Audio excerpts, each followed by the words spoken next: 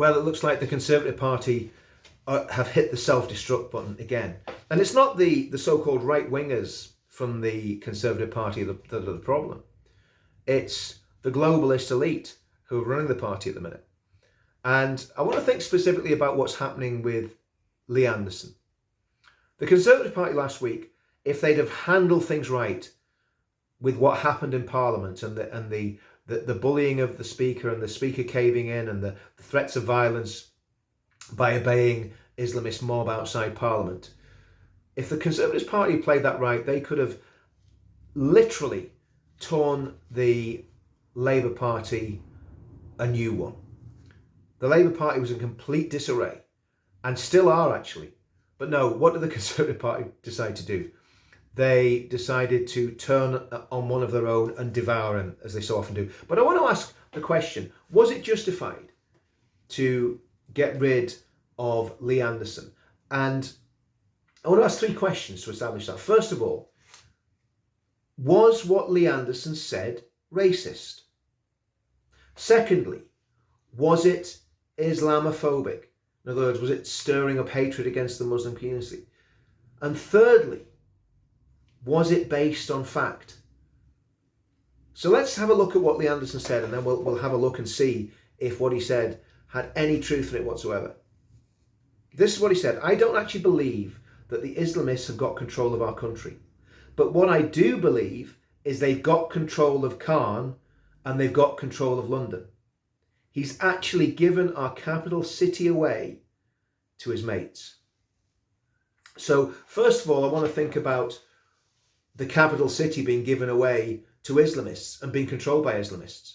I think we can safely say, without a shadow of a doubt, that's true. Without even having to leave the comfort of our own living rooms, we can look at the news every night, look at YouTube, and we can see rampaging Islamists running through London, chanting from the river to the sea, which is basically calling for the destruction of the Israeli Jewish state, the only democracy, the only real democracy in the Middle East, and also the only Jewish state. So they're calling for genocide. Those are genocidal chants, whatever way you want to put it. And however ignorant the people are that are making those chants, they are genocidal. And ignorance is never a plea before the law, is it? And from personal experience, having been in London on a number of occasions when these horrendous, threatening marches parade through our capital city with a foreign flag of a nation that doesn't even exist,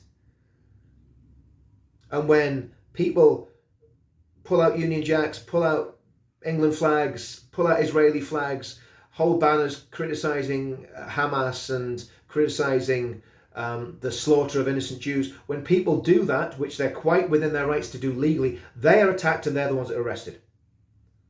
Who's controlling the city? On Armistice Day, patriotic men were threatened with baton-wielding police officers as they tried to get to Armistice Day and to the cenotaph. Meanwhile, the Islamists were given free rein. Men, after the demonstration, having a drink in a pub, were arrested en masse because they were close to where the Islamists would be marching. And the police told the men that they arrested, they told, you've lost. These guys have won. You're wasting your time. The Islamists have won. That's what the police told them. What do they know that we don't know? And what does Lee Anderson know about Sadiq Khan and his connections that we don't know? I don't know, but I'm putting that out there. But what do we know about Sadiq Khan? There's plenty we know about Sadiq Khan that would lend weight to what Lee Anderson is saying. We can go back 20 years over his political and legal career. In the early 2000s, he represented Islamists. In the early 2000s, he represented Farrakhan, who was Louis Farrakhan, the leader of the Nation of Islam in the United States, who called Adolf Hitler a great man. Louis Farrakhan, Khan represented him. He represented, or he's on the legal team, representing an Al-Qaeda operative that was extradited to the United States of America. He shared platforms with Islamists right the way up until very, very recently. And some of these Islamists had been calling for genocide against the Jews. They'd been calling for Israel to be wiped off the map. They believe in a caliphate. They believed in a caliphate. They are Islamists. If you say you're an Islamist, you make statements about being an Islamist, it's very highly likely that you are an Islamist. And even as recently as 2022, and I'm going to read what Khan said now, because this was when he made a speech at the 25th anniversary of the Muslim Council of Britain. And we'll talk a bit about the Muslim Council of Britain in a minute, but this is what he said. Since its founding, the Muslim Council of Britain has realised its vision of helping to shape a more just and fairer society. He went on to say, I want to pay tribute to all the Secretary Generals this evening, to all the elders who recognise the importance of establishing the Muslim Council of Britain. Now, the British government doesn't share Sadiq Khan's views on the Muslim Council of Britain. And as far as I know, neither did the Labour Party, who suddenly realised that they had a little bit of a monster in their midst. This is a government statement about the Muslim Council of Britain, very recent one. The UK government has a long-standing policy of not engaging with the Muslim Council of Britain, and that has not changed. Why is that? Well, it could be something to do with the people who founded the Muslim Council of Britain and their connections. It could be to do with the fact that many members of the Muslim Council of Britain were also members of groups like the Islamic Forum of Europe. They were members of groups like Jamaat-e-Islami, hardcore Islamist groups that their ultimate aim is to have a caliphate. Their ultimate aim is for everybody to come under Islamic rule. Now, is this evidence that Sadiq Khan is under the control of Islamists? Not completely, but there's enough.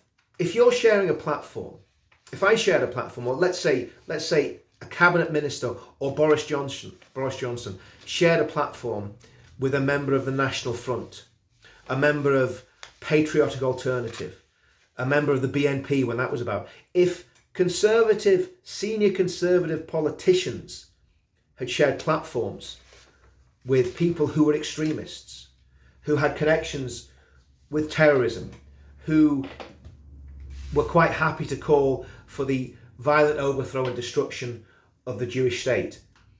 If any of the people in the Conservative Party had done that, their feet wouldn't have touched the ground. They would have been thrown out of the party. They would have been put into the political trash can, just like what's happened to Lee Anderson.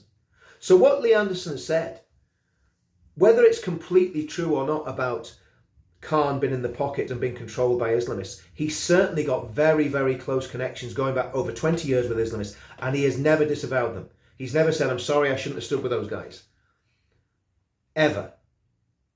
So the question we've got to ask is, why have the Conservative Party thrown Lee Anderson under the bus instead of shining a light on Sadiq Khan? Now, I got this information this morning in half an hour, open source off the internet. Are you telling me there's not more information there that the Conservative Party have? If you're a political party and you're anywhere and you're worth your salt, you will have a lot of information on your political opponents, good and bad. And that's the question I'm asking today. Why has Lee Anderson been thrown under the bus? And why are the Conservative Party now capitulating to Islamists? Because that's what they're doing.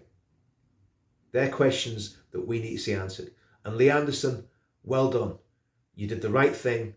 You said the right thing. Stand your ground. And don't you dare apologise.